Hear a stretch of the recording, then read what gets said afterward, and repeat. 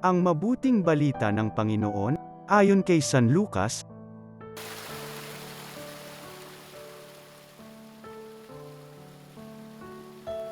Noong panahong iyon, dumating ang ina at mga kapatid ni Jesus, ngunit hindi sila makalapit dahil sa dami ng tao. May nagsabi sa kanya, "Nasa labas po ang inyong ina at mga kapatid, ibig nilang makipagkita sa inyo." Ngunit sinabi ni Jesus, ang mga nakikinig ng salita ng Diyos at tumutupad nito ang siya kong ina at mga kapatid. Ang mabuting balita ng Panginoon.